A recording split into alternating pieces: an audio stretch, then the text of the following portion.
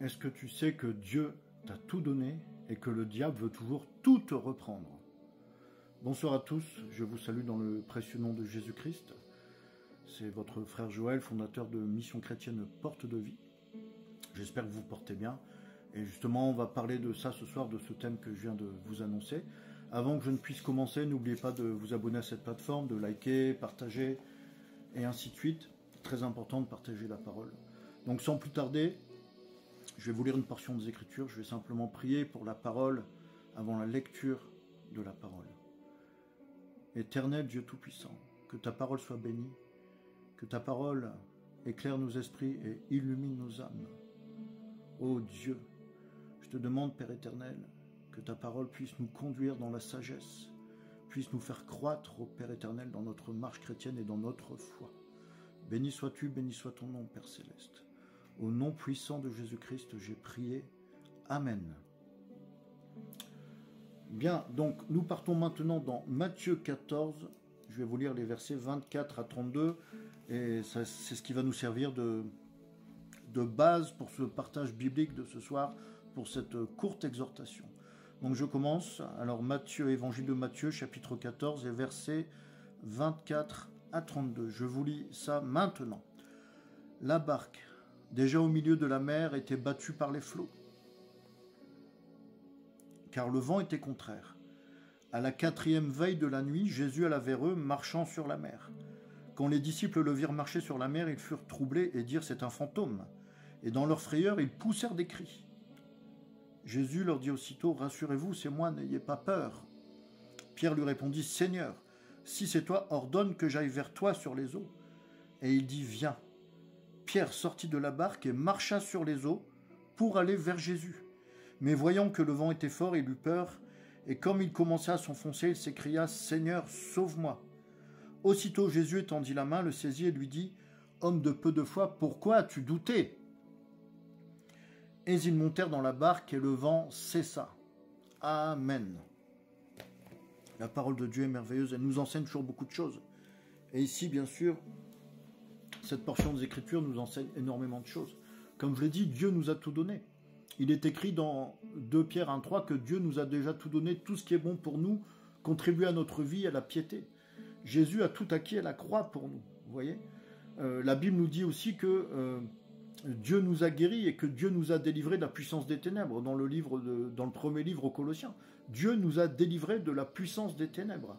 Dans Luc 10, 19, Jésus nous dit ceci. « Voici, je vous ai donné le pouvoir de marcher sur les scorpions et sur les serpents et sur toute la puissance de l'ennemi, et rien ne pourra vous nuire. » Amen. L'apôtre Paul, dans Romains 6, 18, nous dit que nous sommes libres. Jésus nous a affranchis de tout. Jésus nous a libérés de tout. Je suis libre et tu es libre en Christ. Amen, c'est merveilleux. Donc on comprend ça par la foi. C'est la foi qui permet d'intégrer ces choses, de les valider dans notre cœur et de les appliquer en fait. Et on comprend ça. Et c'est un avertissement que Dieu nous donne. En fait, il nous met en garde pour qu'on ne marche pas en faisant attention au temps, aux circonstances, à notre condition du moment. Dieu nous met en garde pour que nous puissions marcher par la foi. Vous voyez, Pierre, dans la portion des Écritures, dans le livre de Matthieu, Pierre, au départ, quand il marchait dans les eaux, tout se passait bien. Pierre marchait correctement, tout était parfait. Et pourtant, au départ, les vagues, elles étaient aussi hautes que quand il s'enfonçait, quand il a commencé à couler. Vous voyez ? Mais au départ, il ne voyait pas les vagues. Pourtant, elles étaient de la même hauteur dans les deux cas. Et au moment où il a regardé les vagues, d'un seul coup, il a vu les vagues autour de lui, c'est-à-dire quand il a arrêté de regarder Jésus qui lui tendait la main. Quand Jésus te tend la main, regarde seulement Jésus, ne regarde pas les choses autour. C'est quand il a cessé de regarder Jésus qu'il a commencé à apercevoir les vagues autour de lui, qu'il a paniqué, qu'il a commencé à couler. Et pareil avec le vent. Dès le départ, on nous dit quand ils sont dans la barque que le vent était contraire, le vent soufflait. Et au départ, Pierre marchait très bien dans l'eau, il ne s'enfonçait pas, le vent ne le dérangeait pas. Vous voyez ? Et pourtant, le vent était le même aussi. En fait, tant qu'il ne faisait pas attention au vent, ça ne pouvait pas le gêner. C'est ça que Dieu nous enseigne dans ce passage. Si tu commences à te préoccuper de ce que tu vois autour de toi et de ce que tu ressens, de tout ce qui est palpable en fait, eh bien, tu vas commencer à avoir des problèmes. Tu vas commencer à perdre tout ce que Dieu te donne. Amen. Et pourtant, il a encore beaucoup de choses à t'offrir. Il a encore énormément de choses à offrir. Le ciel, le royaume des cieux recèle des trésors infinis. Amen. Par contre, si tu refuses de tenir compte des vagues et du vent qui est autour de toi. Et si tu restes focalisé sur la parole de Dieu, si tu restes focalisé sur la croix du Christ, c'est là où tu vas tout gagner. La foi ne regarde ni aux sensations, ni aux circonstances. Amen. Ça, c'était la première chose. La deuxième chose, maintenant, que je voulais te dire, c'est ce que nous dit la Bible. Retiens ce que tu as. Si tu as un petit peu de foi, tu la retiens. Si tu as commencé à avoir des bénédictions par ta marche chrétienne, par la prière, par la Bible, accroche-toi à ça et persévère dans ce que tu fais. Vous voyez?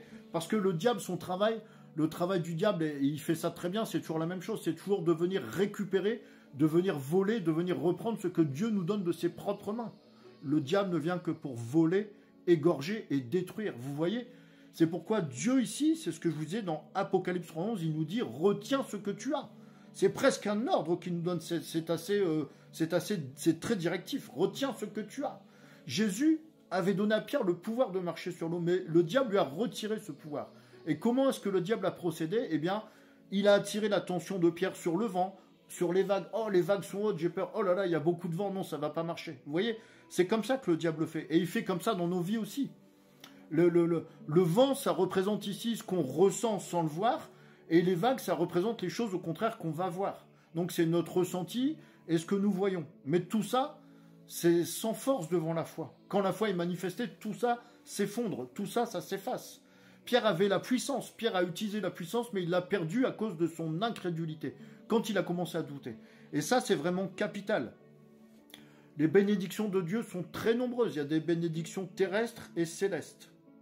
Et il y en a une notamment qui est très importante pour beaucoup de personnes, c'est la dimension de la guérison divine. Combien de personnes perdent leur guérison à cause des doutes, à cause de l'incrédulité?